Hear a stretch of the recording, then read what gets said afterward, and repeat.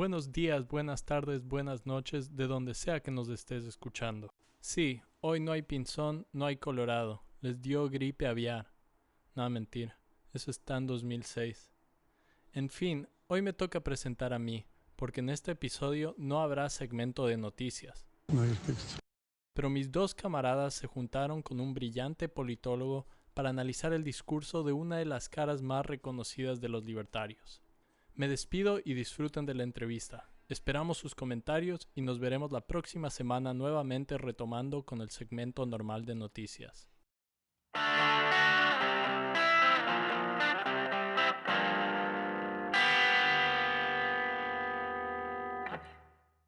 Si has estado metido en alguna cueva últimamente o simplemente no te gusta la política, tal vez no has escuchado de Gloria Álvarez. Ella es una politóloga guatemalteca amada por millennials y boomers por igual. Álvarez tiene una capacidad de debate y de presentar sus ideas de una manera muy atractiva, lo cual ha cautivado a muchos. Pero también es un personaje un tanto criticado, en especial por sus declaraciones que algunas veces parecen no tener un fundamento, o que simplemente solo leyó un capítulo de un libro. Tal vez no sabe mucho de Marx. Entre sus mayores trabajos salta su colaboración con Axel. Rose. No, Axel Kaiser. Um, y también sus libros acerca de cómo hablar con los progres y conservadores. Para este análisis, hoy nos acompaña al que consideramos que es un politólogo muy brillante y es el director de contenidos del Choclo Político y también es fundador de la revista satírica Hey Mosca.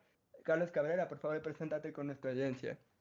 Primero, buenas tardes, un saludo a todos, buenas tardes, noches, días, para los que estén escuchando. Nada, presentarme un ciudadano más, o un intento de ciudadano más, un millennial de 31 años que sigue viviendo con sus papás, que es básicamente la tónica a la cual la pandemia nos ha abordado a todos. Y un ni seguidor ni detractor de Gloria Álvarez. Vamos a hablar básicamente de cómo ella puede ser de algún lado, desde algún lado atractiva y al mismo tiempo cómo sus argumentos pueden carecer de alguna otra lógica y mostrar como fallas que pueden hacer que el pensamiento y que el discurso mismo de la gente alrededor de lo político y la política sea bastante polémico y sin contenido. Entonces, eso nada más. Perfecto. Entonces, bueno, aquí vamos a comenzar con una pregunta un poco abierta y también le invito a Emilio a responder qué es el ser o no ser. ¿Nos consideramos progres o qué nos llegamos a considerar en este punto? Si me permiten a mí responder, yo diría que una de las cosas que específicamente marcan nuestra época es justamente esto de encasillar a las cosas. Tenemos que poner casillas y poner categorías y poner nombres a todos. Entonces, cualquier pensamiento, tipo de pensamiento ya se vuelve un pensamiento nuevo. Entonces, una cosa es, una cosa es el progresismo como una estructura política, social de años, que lo que va hacia es a progresar en adquisición de derechos colectivos, sociales e individuales. Y otra cosa es el discurso progresista, al cual se refiere mucho de los libertarios y muchos pensadores, entre comillas, eh, políticos. Además que es un discurso, o sea, el concepto de progresismo es un discurso que está enmarcado dentro del debate de los Estados Unidos sobre todo, y de esta guerra cultural que se está librando en los Estados Unidos, y sobre todo en las redes sociales entre alt-left y alt-right. Entonces, ¿qué tanto puede definirnos una palabra? Para mí es como un significante vacío. Progresistas, ¿cómo es utilizado en este momento? Es una palabra que puede significar todo y a la vez puede significar nada. Entonces es como si tuvieras una caja vacía y tú solo le metes todo lo que quieras. Para el un lado puede ser mejora de derechos colectivos, progresos en derechos, y para el otro lado puede ser falsedades y populismo. Entonces el significante puede transformarse en cualquier cosa. Y eso es lo que pasa hoy en marco de posverdad, donde la gente quiere creer lo que quiere creer y no importa si es que eso es real. Es una utilización maniqueísta y que está también vinculada hacia un proceso hegemónico cultural, que es el proceso del norte, de Europa y los Estados Unidos y la globalización, y como la globalización de alguna otra manera se ha vinculado hacia lo local de nosotros, pero creo que es como palabras heredadas, es como millennial. ¿Qué es un millennial en el Ecuador? Es una de las cosas, una de las preguntas que, por ejemplo, las campañas políticas hoy en día deben estar haciéndose. ¿Qué es un millennial? ¿Qué es un centennial en el Ecuador? Porque no es lo mismo el millennial y el centennial en los Estados Unidos o en Inglaterra que en el Ecuador. Pero Entonces, quieren enmancarnos todo de la misma forma, como hemos visto las últimas semanas.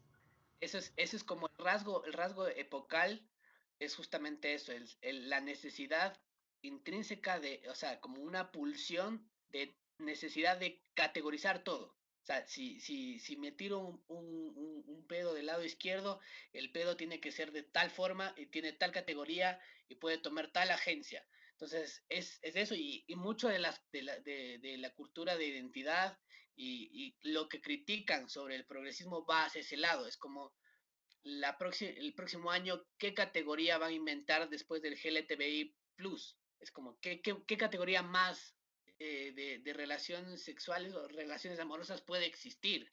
Entonces, cada vez estamos categorizando más nuestra vida y eso le funciona muy bien al sistema porque para cada categoría hay un nuevo producto. Sí, o sea, básicamente es lo interesante y creo que coincidimos en esa idea de que esto de ponernos etiquetas o considerarnos algo simplemente es la manera en la que nos encasillamos para terminar siendo un producto, un número más para alguna marca que quiera vendernos algo.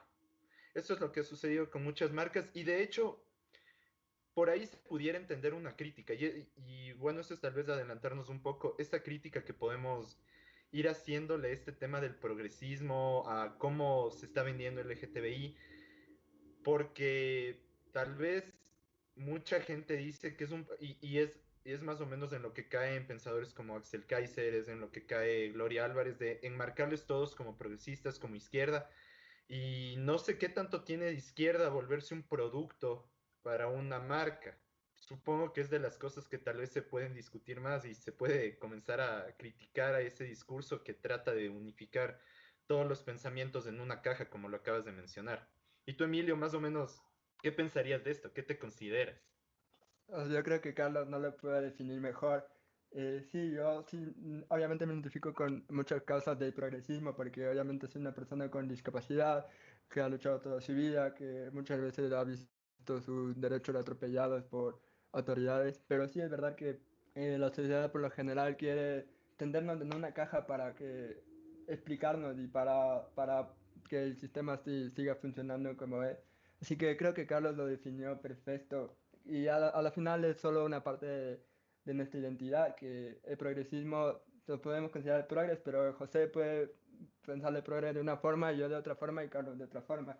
Entonces, es creo que también marca mucho la forma como te ha ido desarrollando tu vida la sociedad y el entorno en el que vives, ¿no? Una cosa para adicionar es que los marcos conceptuales, o sea, estas cajas en las que nos definen, no son hechas, no tienen un tono neutro.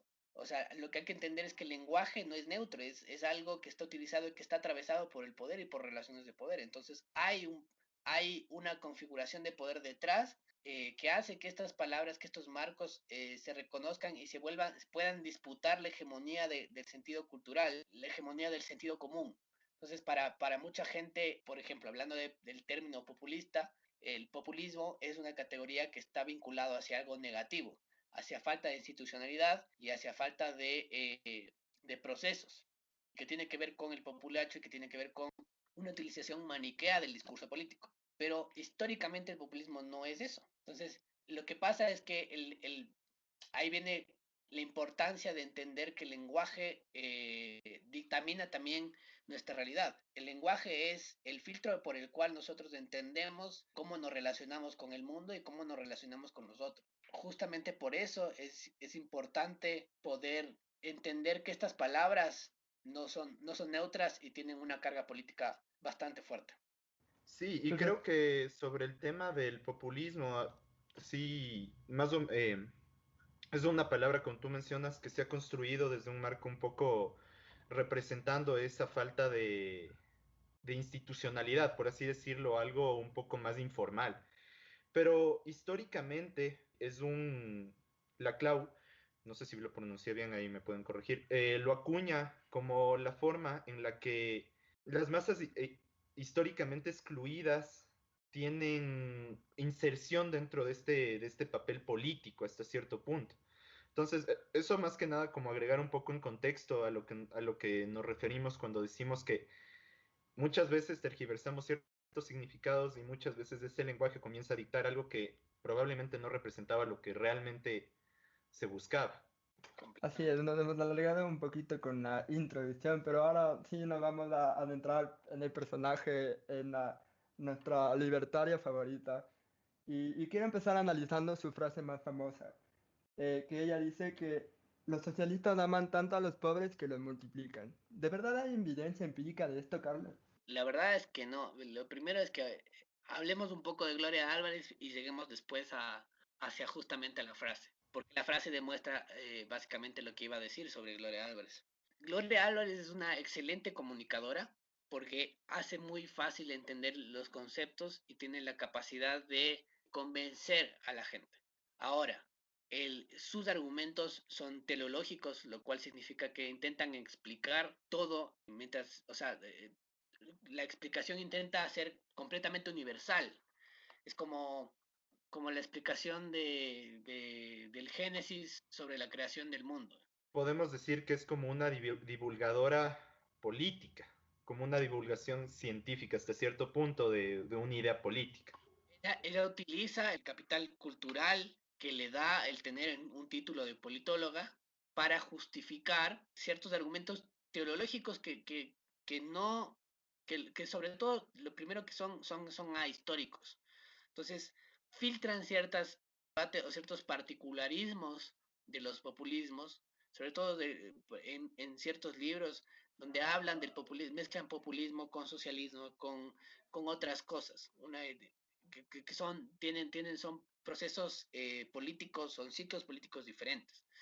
Eh, y son ahistóricos, entonces ellos lo primero que hacen, lo primero que tiene que ver con la estructura ideológica es eliminar la historia. Entonces, cuando tú no tienes un contexto, que es lo mismo que ellos hacen después cuando explican, ellos cuando explican el socialismo, sí explican el contexto del socialismo, explican el contexto de Stalin y la cantidad de millones de muertos que tuvo Stalin, toda esta estructura de los muertos los muertos que ha producido la izquierda. Pero no hablan de las estructuras, de dónde nace el populismo latinoamericano. O sea, en realidad, en Latinoamérica, pero en especial, en particular en Ecuador, hay tres como ciclos históricos populistas. El primero es el radical liberal de finales del siglo XIX, que fue una fuerza constituyente básicamente para constituir el Estado y que permitió una expansión comercial que hasta ese momento no tenía el Ecuador. Creamos bastantes lazos con Reino Unido y eso lo pueden decir hasta los propios hispanistas, aunque los hispanistas son retractores de eso. La otra el segundo es un momento el llamado populismo clásico que sí está estudiado en la academia, tras la crisis de los estados oligárquicos de finales del siglo XIX y comienzos del siglo XX, en México, en Brasil, en Argentina, en Ecuador, en Bolivia, nacen desde los movimientos sociales, desde los movimientos obreros y desde de la fragmentación de los partidos como el Partido Liberal en el Ecuador, entre los obreros y la oligarquía bancaria guayaquileña, hay una fragmentación que es lo que permite, por ejemplo, lo que se da estas juntas obreras de panes que se pueden leer en las cruces sobre el agua, lo que determinan es una suerte de alianza entre los liberales que ya no se sentían tan liberales con movimientos sociales articulados en el territorio y con actores culturales fuertes. Entonces, ¿qué pasa después de eso? Se da la Revolución Juliana y se da la Gloriosa en el Ecuador. ¿Y qué se alcanzan? Se alcanzan derechos colectivos, se alcanzan instituciones. En 1926 se crea el Ministerio de Provisión Social, y estas instituciones no salen de la nada, o sea, son procesos políticos que no es que están articulados a base de un caudillo, porque durante los 20, de los 20 a los 40 no había caudillo. Y estos procesos sociales de transformación, de democracia y de crear derechos colectivos y derechos sociales son heredados de, por ejemplo, los procesos de abolición de la esclavitud y de las transformaciones de la propiedad privada de entender la diferencia entre las propiedades privadas y que hay propiedades que no deberían ser privadas. Entonces, una de esas herencias que nos deja como esta segunda ola populista del populismo clásico, por lo menos en el Ecuador, es el Instituto del Seguro Social, que mal o bien atiende la seguridad social de la mayoría de los ecuatorianos. Se ha tratado mal, se lo ha hecho como caja chica de varios gobiernos. Eso no quiere decir que el seguro social no haya sido una buena idea, una buena construcción y que no tenga que ver, y no es una construcción que se les ocurrió a los presidentes en el Ecuador, no, es una construcción que deviene de procesos históricos, de movimientos sociales, de organización social, de organización en el territorio y de líderes políticos que en ese momento se articularon populistamente. Entonces,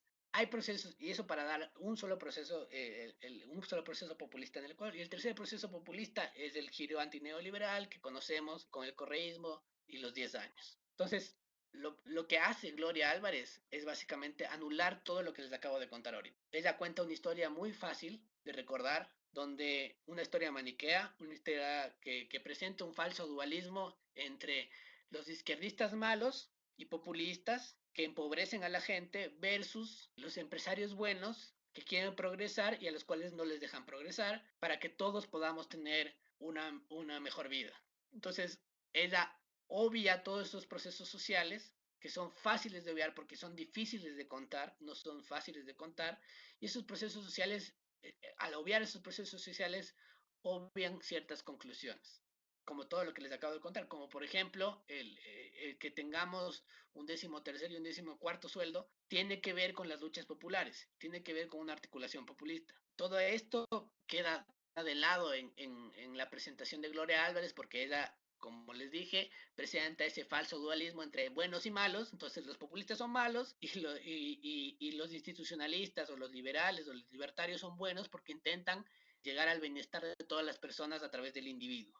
Ella no considera toda esta parte histórica y da esta explicación que aparenta ser universal y lo traduce en ella misma. Ella se vuelve una estructura de eso. Entonces, por eso estamos hablando hoy de Gloria Álvarez, porque ella misma utiliza el personaje, la estructura que ella misma, la estructura discursiva populista caudillista, según ella, para posicionar su propia imagen y para posicionar la imagen de el movimiento libertario a partir de atrás. Entonces, ella es brillante, en ese sentido es brillante, pero como acabo de desvirtuar, tiene varios huecos en sus argumentos, tiene varias fallas, y lo que hace es que la gente olvide que para que exista un proceso, o sea, que para la gente olvide una cosa que es muy fácil, que para caminar se necesita gatear. Es que definitivamente, más o menos, o sea, lo que demuestra la frase que acabamos de mencionar es justamente lo que tú dices. Si lo reducimos a esta época, al tema del socialismo del siglo XXI, la evidencia empírica, di tú, en Bolivia, incluso en Ecuador, demuestra que el tema de la pobreza a ciertos niveles sí se redujo. No existe una evidencia empírica. Y de todas maneras, como tú mencionas, por medio de un maquillaje que ni los financieros de los bancos son tan buenos maquillando cosas, presenta una realidad que tal vez no es la que realmente, o sea, no es lo que sucede y lo reduce a una historia, fácil, como tú lo mencionas, fácil de contar y que simplemente puede ser más fácil de replicar incluso, porque yo creo que un punto importante dentro de todo esto es la réplica. Gloria Álvarez, o el mensaje de Gloria Álvarez es fácil de replicar para la gente y por eso se termina haciendo tan popular. Y más o menos nos adelantamos a una de las preguntas, que si su discurso puede o no puede ser populista. En esta línea hay otra frase que nos parecía importante tomar en cuenta. Y esta dará pie a muchos temas con respecto a la libertad. Y dice, ¿por qué tiene que estar todo el mundo de acuerdo con el aborto? Si pedimos libertad para el aborto, ¿por qué no concedemos también libertad para no hacerlo? Y me parece una frase que es hasta cierto punto un poco, no sé, pareciera hasta un meme realmente, por la manera en la que le hace sonar al aborto. O sea, poco más parece que te están obligando, si se aprueba el aborto es una obligatoriedad. No sé, o sea, ¿tú qué opinas de esta frase puntualmente? Que da pie a muchas cosas con respecto a su idea de libertad.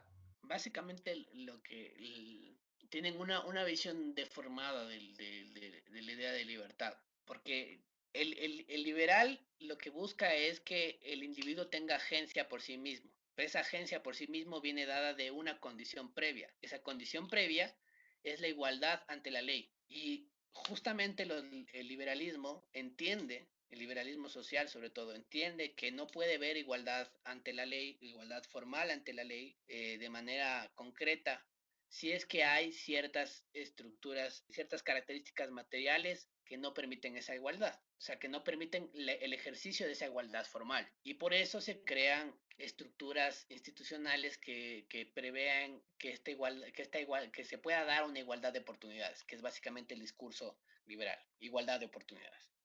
Sin embargo, esto ya es un liberalismo llevado al extremo. Entonces es un liberalismo donde ya no cuenta el sentido común, porque si tú tienes una sociedad completamente, si tienes una sociedad donde no puede haber donde no puede haber libertad de oportunidades, lo que vas a crear es un conflicto que lo que los liberales intentan hacer es mediar los conflictos, es que el nivel de conflictividad política, económica, social bajen. Entonces, lo que estás haciendo es tirar la bombita hacia el futuro porque lo que vas a crear en un futuro es una sociedad donde la igualdad, por lo menos formal, ante la ley, sea casi que un imposible. Entonces, como casi que es un imposible, lo que estás creando es un nivel de conflictividad fuerte donde ahí sí se vuelvan sociedades violentas, que es lo que estamos viendo un poco en Chile. En Chile lo que vemos es justamente porque el problema no está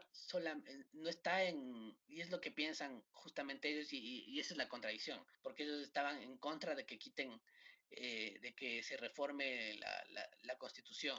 Es que ellos entienden que en la Constitución debería haber una igualdad formal, pero ni siquiera en la Constitución de Pinochet hay una igualdad formal. Entonces, para ellos es perfecto porque justamente lo que hacen es demostrar que el individuo puede primar, que la sociedad no existe, ¿ya? Entonces, en el caso del aborto, lo que ella puede estar tratando es como está llevándolo al extremo, es que lo que se le quita a la persona es la libertad de poder decir que no, cuando la otra persona dice que sí, como que si hubiera un influjo misterioso que permitiera que el sí de la una persona afectara al no de la otra persona. Es como esos, como en el caso, me recuerda un poco al tema de Correa, ese influjo psíquico que se menciona dentro de su tema legal actualmente. Pero cuánta, o sea, creo que son situaciones completamente diferentes a fin de cuentas. Pero parecidas, o sea, diferentes. Es que las situaciones pueden ser diferentes, pero la lógica detrás puede ser la misma. Ese es el punto. Que la lógica que es lo que pasa mucho, y a mí me encanta, hay una autora pensadora política que me fascina, que se llama Hannah Arendt, y ella habla del sentido común. Hay formas de conocimiento, de entrarle a la sabiduría, entrarle a conocer a las cosas. La una es el método científico, la otra es la teología, y la otra es el sentido común. El sentido común se crea en convivencia con los demás. Entonces, cuando pierdes el sentido común, pierdes tu capacidad de estar entre otros, de sentirte corresponsable de otros, que es lo que quiere al final. Los libertarios es como el individuo y desaparecer lo social, se pierde la capacidad de sentido común. Y con eso se pierde la capacidad de pensar. O sea, para Hannah Arendt, si uno pierde el sentido común, pierde la capacidad de pensar de manera coherente. ¿Qué es lo que le pasa, por ejemplo, y eso lo articula muy bien, Adolf Eichmann, que era un burócrata, que era el que mandaba los trenes, firmaba los pasos para los trenes para Auschwitz? Y le enjuician en Israel y ella va y cubre el juicio y saca un libro donde justifica o no justifica el accionar de Eichmann, pero lo que entiende es que Eichmann no es un monstruo, sino es un ser humano al cual le quitaron la capacidad de pensar. Le quitaron el totalitarismo, le quitó la capacidad de pensar por sí mismo, sino que ya pensaba en su totalidad. Esto es como el caso al revés. Te quitan la capacidad de estar dentro de la sociedad y por eso ya no puedes pensar socialmente. Entonces para ellos es muy lógico, pero para el resto del mundo es completamente ilógico lo que está diciendo. No tiene sentido, porque no ve que la afectación social le puede afectar, o sea, no entiende que no hay, no entiende que existe algo más allá del individuo y eso es un problema gravísimo porque en medio de la pandemia, o sea, es pragmático, esto no tiene que ver con ideología, somos seres que convivimos con otros seres. Básicamente, evitar el vínculo que exista con otros seres no tiene un sentido. Es que realmente de esa parte del tema del individuo y el colectivo creo que se pueden sacar muchas muchas cuestiones muy interesantes, porque creo que la pandemia más que nada ha demostrado, uno, la necesidad del individuo y más importante, la necesidad del individuo por estar en una sociedad. Yo creo que en un determinado momento más de uno de nosotros dijo, oigan, no veo personas y realmente me extraña esa convivencia que existía previamente, una convivencia que probablemente no se vuelva a retomar en un largo tiempo. Pero bueno, vamos a ir con la siguiente pregunta, Emilio. Claro, sí, justamente hablando de la lógica de los libertarios sobre la libertad, yo creo que ellos ven todo esto de la libertad como que si toda la libertad de mercado fuera aplicable a todas las libertades, en vez de pensar en la libertad del individuo, que sería mucho más amplia. Es así, Carla? Y creo que sí, o sea, creo que malinterpretan, o sea, como llevan o lo llevan al extremo y en eso son muy parecidos al marxismo clásico, en el cual el marxismo clásico, por ejemplo, ve que todo es material. O sea, la respuesta está en el análisis material de la historia, en por qué los procesos productivos funcionan de tal manera y en quién tiene el capital y quién no. El marxismo termina variando, pero hacia un lado también cultural. Gramsci le mete eso, de entender que la dominación no es solo una dominación material, sino que la dominación material viene acompañada con una dominación discursiva que es una dominación de la cultura. Y ellos, los libertarios sobre todo, son muy lectores de Gramsci, porque entienden que ellos están en una disputa discursiva en la cual no tenían cabida y cada vez tienen mucha más cabida.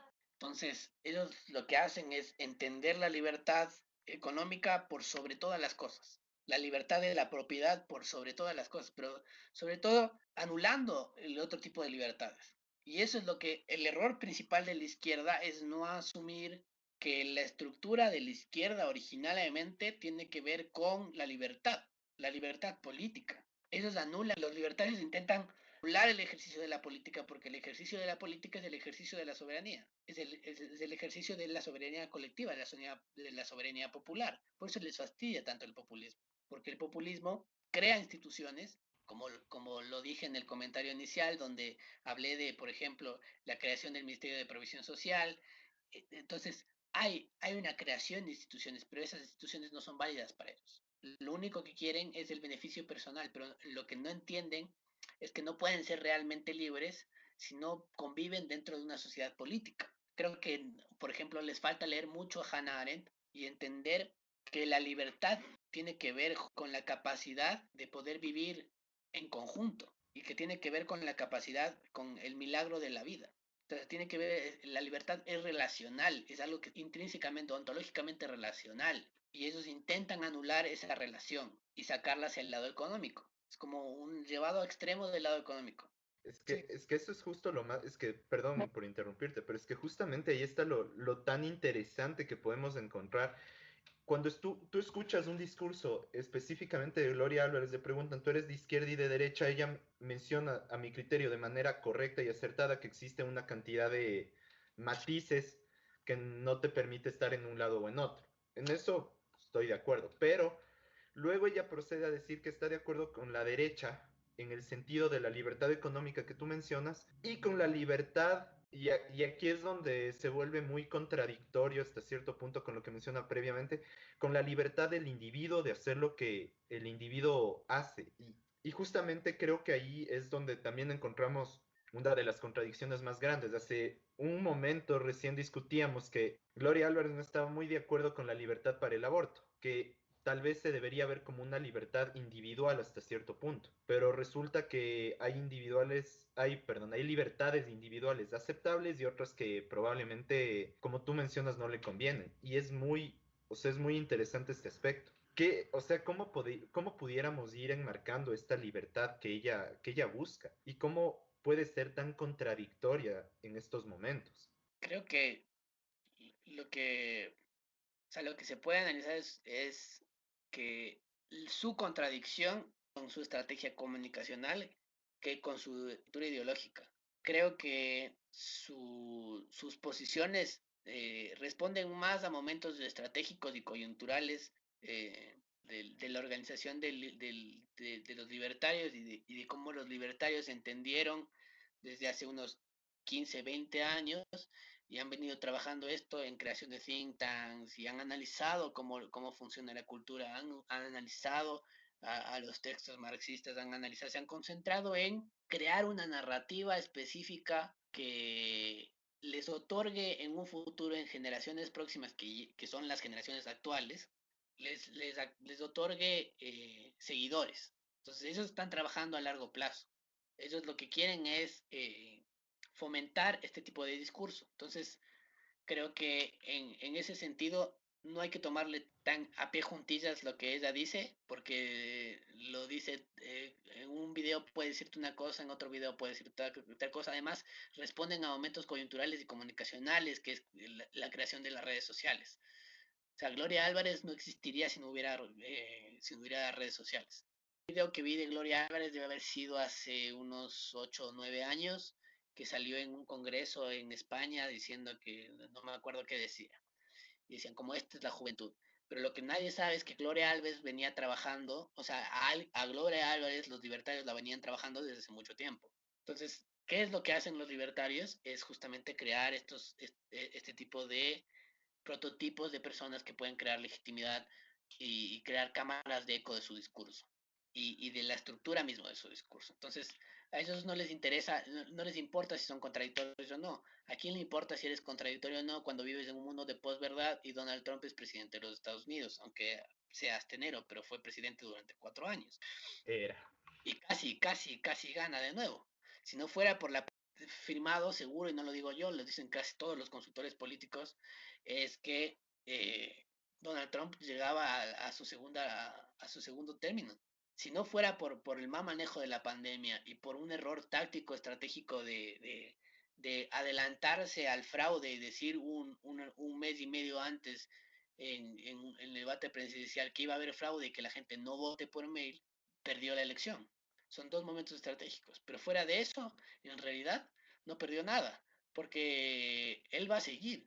O sea, el momento este de articulación discursiva de este discurso maniqueo donde no importa si eres contradictorio, porque al final la gente quiere creer, la gente lo que necesita es alguien que legitime su propia voz, y eso es lo que hace Gloria Álvarez, hace perfectamente.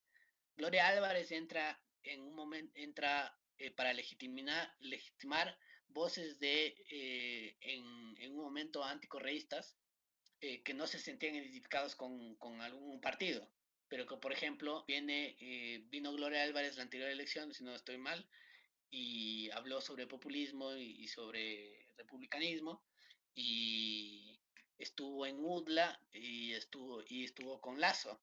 Y entonces generan estos vínculos. Entonces, lo que intentan hacer los libertarios para mí es una estrategia que supera mucho a lo que hace la izquierda en general, porque la izquierda todavía sigue viviendo de estructuras que son pasadas, de articulaciones pasadas, y el mundo se transformó en la parte de arriba, se transformó de manera discursiva. Entonces tú tienes que jugar el mismo lado, jugar esta cancha discursiva que en los 60 la ganaba la izquierda. O sea, si uno se pone a pensar, pongámonos a pensar, ¿hay alguien que sea de izquierda que le podría competir, por lo menos latinoamericanamente, a gente como Gloria Álvarez? O sea, con este prototipo de no político, no una Alexandra Ocasio Cortés, o sea, no alguien que haga política, sino alguien que legitime discursos sin hacer política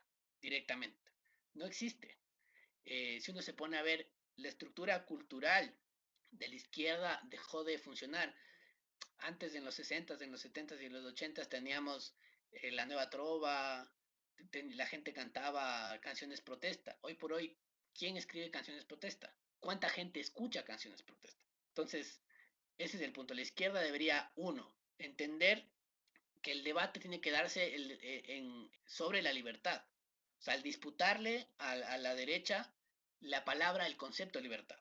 Y dos, el debate también es cultural, pero no en el cultural del que está dando del Me Too o woke community, o toda esta estructura que viene desde los Estados Unidos, y desde una pelea que no tiene que ver con el trasfondo realmente latinoamericano, sino tiene que ver con las propias condiciones materiales y articulaciones culturales que existen dentro de nuestra región. Entonces, muchas veces se ven en redes sociales debates sobre cosas que no tienen nada que ver con la realidad latinoamericana. Entonces ves libertarios por un lado atacando y los izquierdosos, hippies, progres por el otro lado atacándose por Black Lives Matters. Y eso está pasando en los Estados Unidos. Pero aquí nadie habla, yo no vi una disputa por en las redes sociales por los 6 femicidios que pasaron la anterior semana.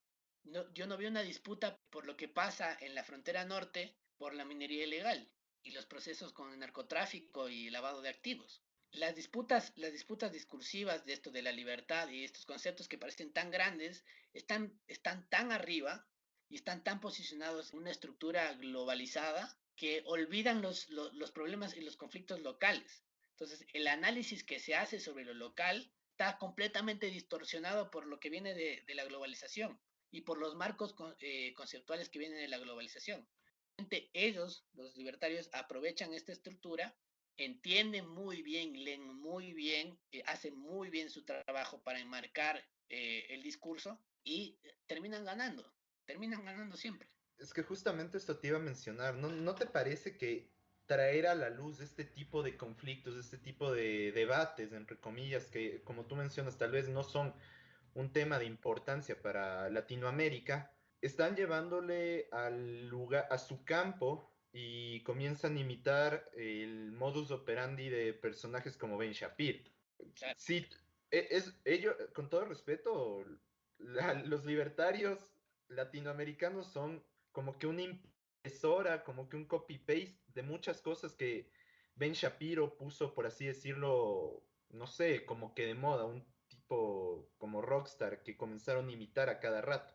Y realmente creo que, como tú mencionas, es un error de la izquierda estar cayendo a cada rato en ese juego, porque lo único que consigues es seguir entrando en esta lucha que tú mencionas, una lucha muy, llamémosle muy yankee, tal vez es un poco despectivo, pero es una lucha yankee que nosotros hacemos propia en nuestra, no sé, en nuestra idea de seguirles el juego a los libertarios probablemente. Claro, es que el marco de esas disputas está hecho en el lado norte del mundo. Entonces responden a ciertas lógicas del lado norte. A ver, sí, hay copias de Ben Shapiro, pero también del otro lado tienes al feminismo hegemónico de redes sociales, que no es lo mismo que el feminismo militante, de colectivo militante.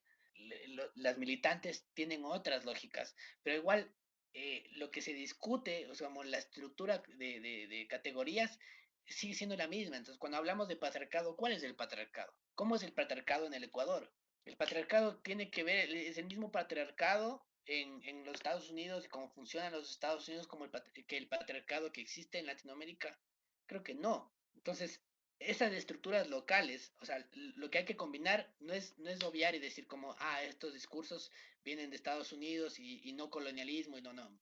Es entender que vivimos dentro de un proceso de globalización donde somos todos interdependientes y lo que pasa en los Estados Unidos nos afecta directamente, pero entender que eso no es del todo, que la discusión no puede cerrarse a base de eso, que lo que hay que hacer es cuestionar ese tipo de realidades a partir de las lógicas locales, porque no estamos cuestionando lo local y estamos dejando y lo peor es que estamos dejando que lo local sea manejado de la misma manera, estamos perdiendo tiempo, sobre todo, por ejemplo, en esta elección. En esta elección tenemos 0 candidatos que entienden lo que está pasando en el Ecuador en este momento, que no entienden, que siguen jugando la misma lógica senataria del territorio, siguen utilizando el territorio para hacer solo elecciones.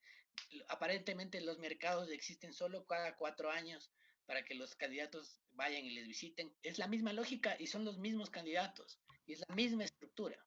¿Por qué? El error no son los candidatos, sabemos que ellos van a hacer lo mismo, pero las disputas políticas, las disputas que deberían ser políticas, están colonizadas por toda esta estructura de debates culturales, de guerra cultural que están enmarcadas en otro lado y que no llegan a ser las nuestras. Y ese es un problema gravísimo, en el que caen muchos de los sectores, sean los libertarios mismos, porque no logran analizarlos, porque tengo amigos libertarios, buenos amigos, y, y también del lado progre. Entonces, es justamente salir, porque no ninguno de los dos lados está viendo la realidad, ninguno se está enfrentando a la realidad, están enfrentándose a fantasías que ellos mismos tienen sobre la realidad. Y la verdad aquí voy a mencionar brevemente antes de pasar a la última pregunta, un comentario que quería más un pequeño problema, un comentario que quería acotar, porque la verdad es que nosotros tratamos muchas veces de estar trayendo estas ideas del exterior y sucede a todo nivel. Y lo que acabas de decir me recuerda en muchos sentidos cómo se ha abordado desde la geopolítica y la seguridad la guerra contra las drogas. La guerra contra las drogas es made en Estados Unidos y no es algo que ni siquiera nos conviene. Y eso es algo que, si te das cuenta, no es que adapta a un grupo progre, no es que adaptan los libertarios, lo adapta el mismo gobierno y lo seguirá adaptando por esta idea colonialista o por quién sabe qué razón, porque les conviene en el discurso político, pero bueno, esto ya creo que es un tema un poco aparte, pero es lo interesante ver cómo hemos ido adaptando este tipo de ideas a todo nivel y que lo siguen adaptando, como tú mencionas, todos los candidatos, si les preguntan algo con respecto a las drogas, seguramente te van a decir, vamos a luchar contra las drogas. La pregunta y seguramente nadie les va a preguntar, ¿y contra quién es la guerra contra las drogas? ¿Sabrán ellos? Probablemente no. Pero bueno, pasemos entonces a la pregunta a las últimas preguntas, bueno, como que a las ideas finales que queríamos tratar. Sí, y al final, además, aparte de en Estados Unidos se vio claramente que las guerras las terminó ganando las drogas porque se han terminado legalizando la marihuana en casi todos los estados. En Oregon ya puedes incluso llevar cocaína. Entonces, al final, el discurso de la guerra de las drogas de Estados Unidos fue algo vacío, que no le sirvió de nada porque al final terminaron legalizando eso. Bueno, finalmente para la última pregunta, que me parece muy importante, Carlos. Gloria Álvarez siempre está hablando de que el populismo esto, de que el populismo esto, pero pudiéramos decir que Gloria Álvarez es populismo para los conservadores, es populismo para las derechas. ¿Su discurso es populismo? ¿Sí? ¿Tú considerarías que es populismo? No es populismo, o sea, dentro de lo que la gente comprende como populismo, es lo que yo llamaría una estrategia populista, una estrategia comunicacional populista, porque lo que busca es llegar hacia una audiencia más grande, o sea, busca darle a la audiencia lo que quiere escuchar. Sin embargo, no tiene que ver con la estructura real del populismo, porque el populismo lo que hace es articular demandas democráticas insatisfechas. El populismo lo que hace es juntar diferentes tipos de sectores sociales que parecería que no tuvieran nada en común, pero porque son diferentes, tienen demandas diferentes, tienen problemas diferentes, entonces lo que hace es, el discurso populista es estructurar estas cosas que les hacen diferentes, que son demandas que el Estado no logra captar y articularlas políticamente, unirlas en una sola, pero sin dejar, sin que las demandas pierdan su propia particularidad.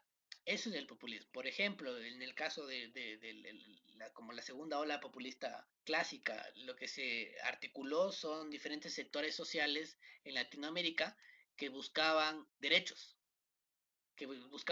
colectivos, que buscaban que el Estado oligárquico, porque que buscaban que el Estado oligárquico desaparezca de alguna otra manera, que haya educación pública, que haya salud pública, que haya derechos para los trabajadores, pero para que estos como discursos, como demandas que se volvieron universales, salieron de demandas particulares de organizaciones obreras, campesinos, académicos, socialistas, militantes, libertarios, liberales. Entonces, no todos venían desde el mismo origen.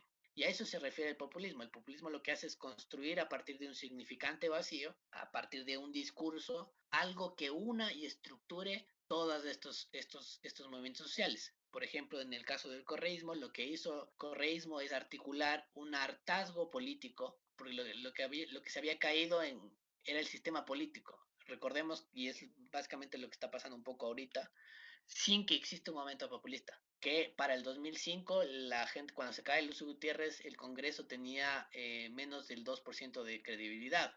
Básicamente el sistema político había caído y Como aparece ahora. una, exactamente, pero la diferencia es que esta vez no aparece, no logra aparecer el outsider. Igual el momento de ahora yo diría que es más para alguien antisistema que para un outsider, por la variable de la pandemia. Y él articula estos movimientos sociales y estas luchas sociales que venían con 30, 40 años de luchas sociales en un solo plan, porque al principio Correa no es el liderazgo de Correa. Correa era ex ministro de Economía que estuvo 6 meses en el poder y que era carismático, pero que aparece y comienza a volverse carismático un poco, o sea, que la gente realmente comienza a conocerle un poco después de la primera vuelta. Él le gana, recordemos, le gana a Alvarito en la segunda vuelta. Entonces, no es el líder carismático, no es el Mashi Rafael que le vemos después, que eso ya es la comunicación gubernamental.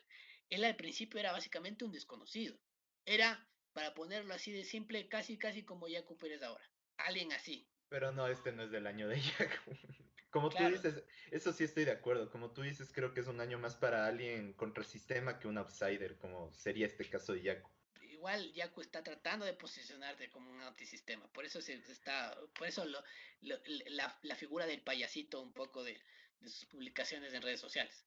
El punto aquí es como cuando te hablan del correísmo en general, te hablan como, es que el liderazgo caudillista, sí, pero el caudillo se va formando en el poder. O sea, el liderazgo caudillista del correísmo se formó, digamos que entre el segundo y el tercer año del poder. El primer año, acuérdense que Correa participa sin asambleístas y Correa era la cabeza visible de un grupo de gente que venía trabajando esto y articulando todas estas necesidades, entre ellos Gustavo Larrea, y un montón de gente más, Gustavo Larrea, Alberto Acosta, y un montón de gente más. Es una articulación política, pero que responde a una necesidad política de un momento en el cual los partidos políticos no daban para más. No había ninguna respuesta de los partidos políticos. La respuesta de los partidos políticos fue Alvarito, que es el mismo caso ahora. Ahí vemos que hay una articulación populista. ¿Por qué?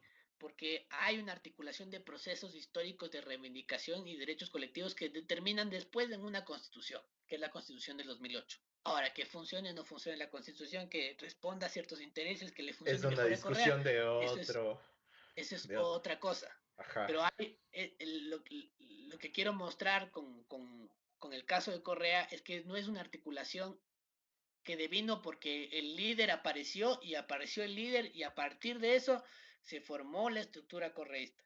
No, no, no. La estructura que le hace llegar a Correa al poder y que le pone el poder constituyente deviene de articulaciones políticas atravesadas por la historia.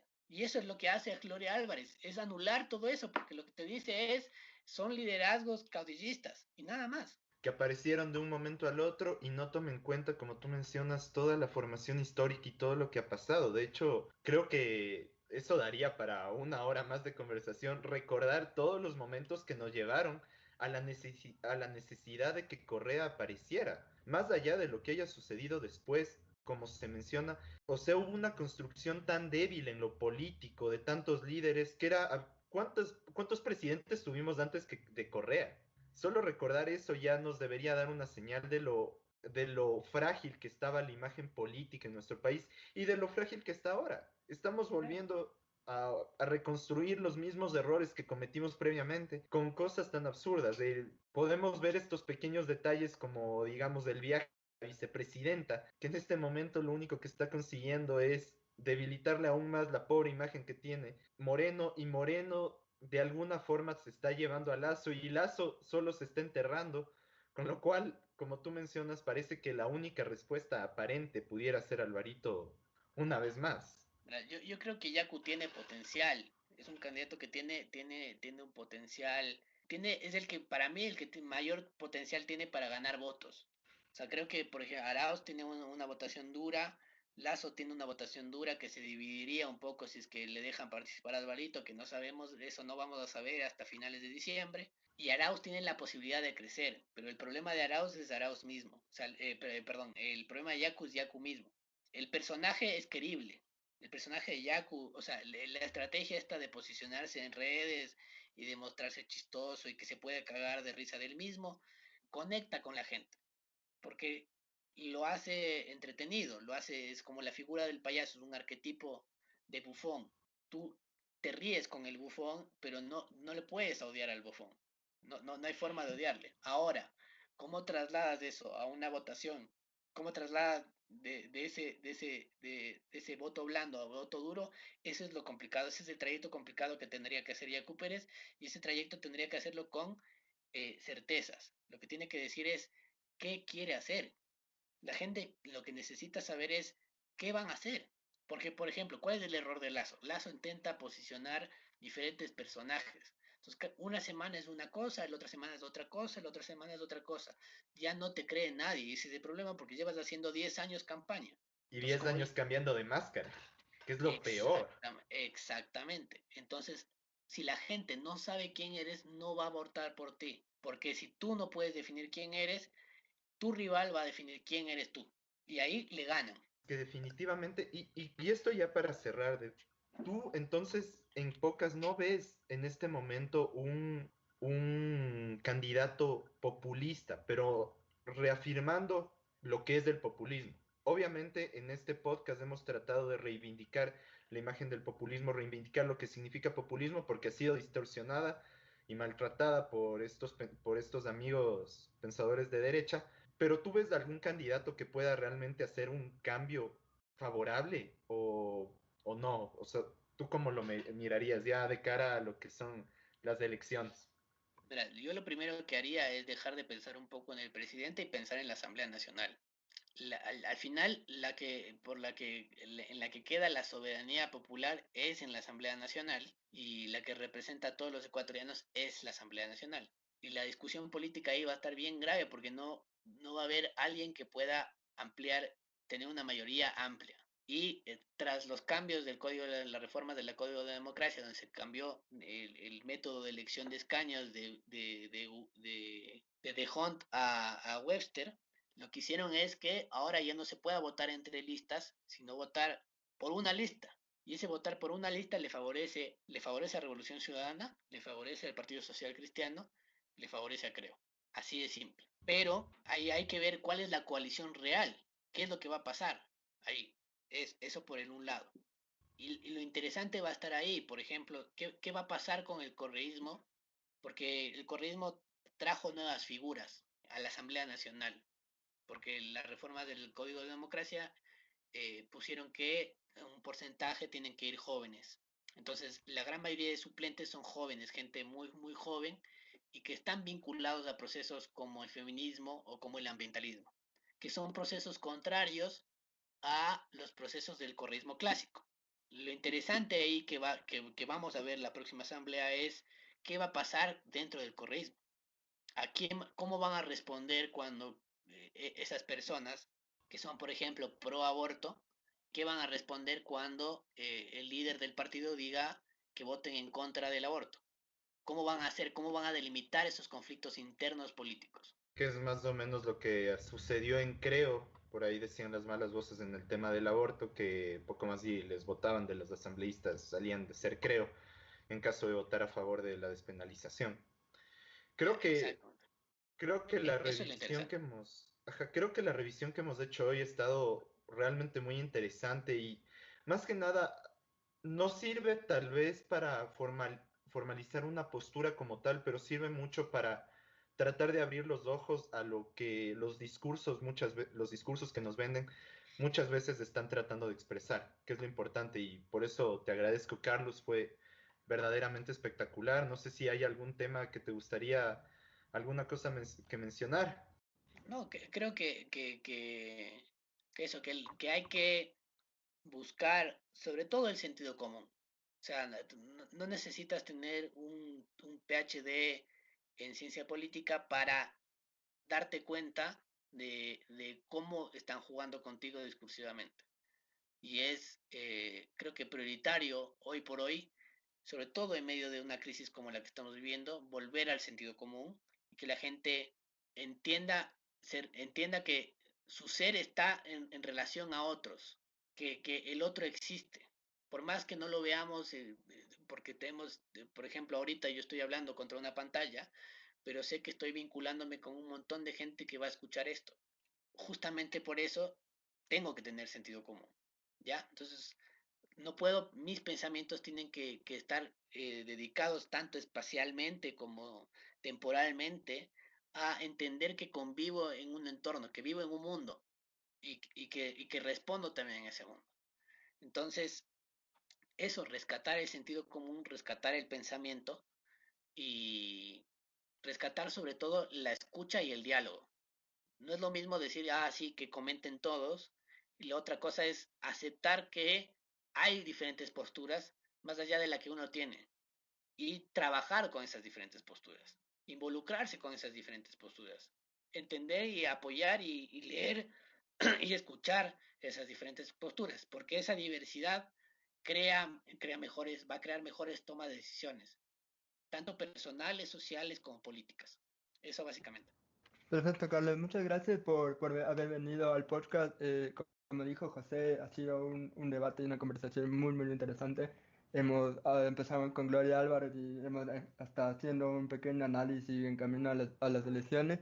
Les invito también a que vayan a Choclo Político y a El Mosca, que también espectacular y hace un contenido genial. Y muchas gracias, Carlos, por venir y estás sobre todo invitado para cualquier otro tema que quieras hablar. Estás cordialmente invitado. Gracias a ustedes y a todos los que nos están escuchando y que tengan buenas noches, buenos días, buenas madrugadas y buenas tardes.